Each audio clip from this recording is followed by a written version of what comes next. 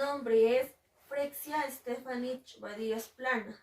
Soy estudiante de la Universidad Peruana Los Andes, de la Facultad de Ingeniería, de la Escuela Profesional de Ingeniería del Medio Ambiente y Desarrollo. En esta oportunidad, en el curso de Hidrología y Cuenca, voy a exponerles el tema titulado Caracterización morfométrica de la subcuenca hidrográfica Yaqui y extracción de datos del área utilizando el producto Pisco, a cargo del magíster o a cargo del catedrático Quispe Arellano Jonathan Hilario. El contenido a exponer hoy es lo siguiente: frase, ubicación, teoría. En teoría se va a subdividir entre la diferencia de la cuenca hidrológica y la cuenca hidrográfica. También tenemos la parte práctica, que está compuesta por proceso de delimitación utilizando el modelo en QGIS, la presentación del área en 3D utilizando QGIS y un complemento. También la lista de parámetros, la infografía, datos Pisco, que también se subdivide en la extracción de datos y resultados en gráficos. También para concluir también está la conclusión, las referencias bibliográficas y los anexos. Comenzamos con la frase. La naturaleza no es un lujo, sino una necesidad del espíritu humano, tan vital como el agua o el pan o el buen pan, de Edward Abbey. ¿Dónde queda o dónde está ubicada? Como podemos ver, gracias a la aplicación de Google Earth, nos lleva al sitio específico donde está el río Yaqui. Podemos verlo agigantando un poquito más, o sea, agrandándolo un poquito más, vemos dónde está el río Yaqui. Vamos alejándonos un poco más y vamos viendo la delimitación que está del río Yaqui, que está en la parte de Jauja, que pertenece a Junín, y Junín pertenece a Perú, y ahí vemos qué tan pequeñita se puede volver la subcuenca delimitada. Ahora, también, ¿dónde queda el área? La subcuenca Yaqui, la descripción geográfica se subdivide en dos: las coordenadas y las limitaciones distritales. En las coordenadas está al este en 447.866.71 y al oeste está con 869.807.3. Y con las limitaciones distritales, en el este está limitando con el distrito de Huerta, en el oeste con el distrito de Jauja, en el norte con el distrito de Pancán y en el sur con el distrito de Vizcap. El área administrativa o el área que se encarga de ver esta subcuenca es el ANA del Mantaro. Y el ANA, ¿qué significa? El ANA es la Autoridad Nacional del Agua. En la teoría, como ya había dicho, va a ser la diferenciación de qué es la teoría, la diferencia de una cuenca hidrológica y una cuenca hidrográfica. Comenzamos con la cuenca hidrológica. La cuenca hidrológica solamente incluye a las aguas subterráneas, que son los acuíferos. Y esta cuenca se subdivide en tres zonas fundamentales, que son la zona cabecera, la zona de captación o transporte, la zona de emisión. La zona cabecera de la cuenca hidrográfica se encarga de garantizar la captación inicial de las aguas y el suministro de las mismas a las zonas inferiores durante todo el año. Ahora, las zonas cabecera y de captación se encargan del transporte en condiciones de cuencas semídricas. Y las zonas de emisión de los acuíferos son las lagunas costeras que regulan el funcionamiento de las subcuenquitas. Continuando con la teoría, la cuenca hidrográfica.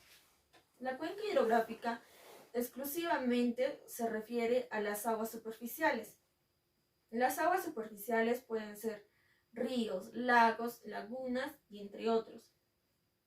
Y esta se divide en 3 secciones, en cuenca alta, cuenca media y cuenca baja. La cuenca alta corresponde generalmente a las áreas montañosas o cabeceras de los cerros, limitadas en su parte superior por las divisoras de agua.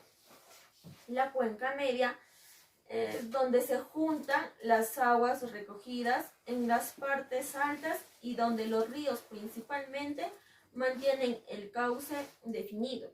Ahora, la cuenca baja o zonas de transiciones es donde el río desemboca a ríos mayores o a zonas bajas, tales como estuarios y humedales. También existen 3 tipos de cuenca, y son la cuenca exorreica, la cuenca endorreica y la cuenca arreica. La cuenca exorreica son las que drenan sus aguas al mar o al océano. Un ejemplo de la cuenca de la Plata en Sudamérica. La cuenca endorreica desemboca en lagos, lagunas o salares que no tienen comunicación salida lluvial al mar. Por ejemplo, tenemos la cuenca del río Desaguadero, que está en Bolivia. Ahora, la cuenca arreicas son las aguas que se evaporan o se filtran en el terreno antes de encauzarse en una red de drenaje. Los arroyos, aguadales y cañadales de la meseta patagónica central pertenecen a este tipo, ya que no desaguan en ningún río u otro cuerpo hidrográfico de importancia. También son frecuentes en áreas del desierto de Sahara y en muchas otras partes.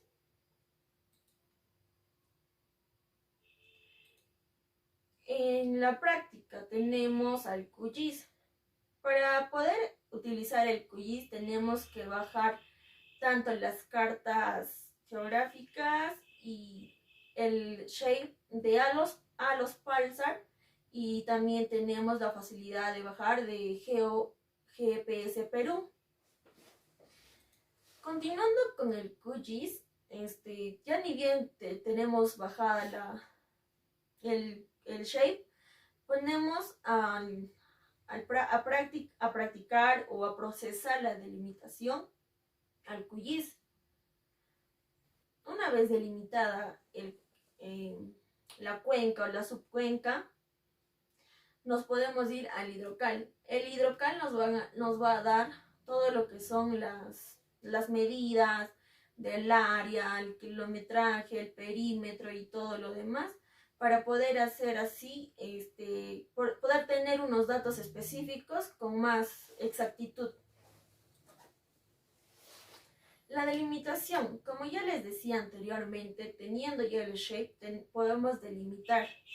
Como hemos podido ver, el hidrocal también nos da unos complementos para el QGIS, que son un total de 5 complementos. El primero nos sirve para poder hacer una delimitación general. La segunda, una delimitación específica. Y la tercera, hacer una delimitación exacta para el río. Y la cuarta es un proceso completo. Ya. Teniendo la delimitación en 3D, podemos tener este pequeño video que nos facilita también el QGIS. Aquí podemos ver qué tanto podemos ver con el 3D, moviéndolo, y así vemos mejor, se podría decirse, la cuenca delimitada. No es lo mismo ver plano a verlo en 3D. Es una cosa muy diferente, pero también un poquito esforzosa. Aquí tenemos la delimitación en 3D, pero ese es solamente como una fotografía. El anterior sí era un video como para verlo mejor y ver cómo se ha procesado. En los parámetros vamos a ver que es de acuerdo al hidrocal que nos va a dar los gráficos. Tenemos la curva isométrica. En la curva isométrica y el resultado que me da para mi cuenca es la curva C, que es una que ya está, como que se podría decir, una subcuenca ya viejita, que ya tiene mucho desgaste. Tenemos ahora el infograma. El infograma nos dan las curvas isométricas, la delimitación de la cuenca y también nos da el parámetro, también los datos que nos da el hidrocal. La gran mayoría que podemos ver en esta infografía está sacada del hidrocal, y la pequeña gráfica que es de la delimitación, esa lo hemos sacado solamente del QGIS. Aquí vemos mejor la gráfica sacada del QGIS. Como también vemos, el QGIS y el hidrocal se ayudan mucho. Aquí vemos en la gráfica la subcuenca, que es el río principal, la delimitación de la cuenca y el área general. Siguiendo con la infografía, tenemos lo que nos da el área, el perímetro, la longitud, entre otros. Los datos específicos que nos da el QGIS es el área de la cuenca y el perímetro de la cuenca. Aquí podemos ver que el área de la cuenca es de 542.999 kilómetros cuadrados. El perímetro de la cuenca es de 171.438 kilómetros. La longitud del cauce principal es de 40 kilómetros. El coeficiente de compacidad es de 2.0754. El factor de forma es de 0.3394. El pendiente de la cuenca es a 0.2809 y la altitud media está de 3.915.254. Los demás datos también son importantes, también como el ancho promedio, que es de 13.575 kilómetros. Pasando a los datos más importantes, también está la fórmula del Kripich, que es de 407.2, de Yandotti, que es de 719, de Isardi, que es de 925.7. En la frecuencia de altitud, la más mínima es de 0.024 y la máxima es de 9.374.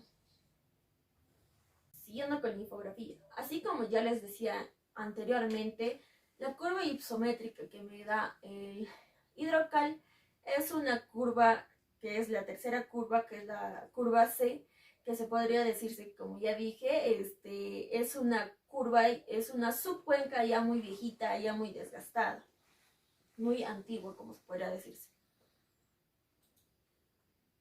Datos Pisco. Datos Pisco también es un software muy importante porque nos da las gráficas de cómo ha sido la temperatura, la evaporación, la evapotranspiración y demás.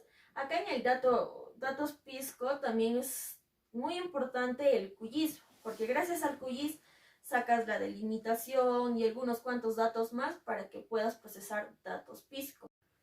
En los resultados Piscos tenemos la precipitación diaria y la precipitación mensual. En la precipitación diaria los intervalos están de 0 a 35.050. como también podemos ver en el gráfico. En la precipitación mensual está también el límite desde 0 a 201.885, como también podemos ver en el gráfico que nos da datos PISCO. En la temperatura mínima anual y en la temperatura mínima mensual tenemos los límites que está desde 2.742 hasta 3.942. La temperatura mínima mensual está en el intervalo de menos 2.457 y hasta 7.471. En la temperatura mínima diaria y en la temperatura máxima anual. En la temperatura mínima diaria está en el intervalo de menos 5.621 al máximo, que es 8.544. Ahora la temperatura máxima anual está en el intervalo de 17.344 y el máximo, que es 19.612. La temperatura máxima mensual, que está en el intervalo de 15.042 y el máximo, que es de 20.755. En la temperatura máxima diaria encontramos el intervalo de 11.182 y el máximo, que es 23.9. También en la temperatura mínima anual el intervalo es de 0.144 y 11.546. La temperatura media mensual está en el intervalo de 7.818 y en el intervalo máximo, que es de 13.023. Por último tenemos la temperatura media diaria, que está en el intervalo de 6.206 y en el intervalo del máximo, que es 14.369.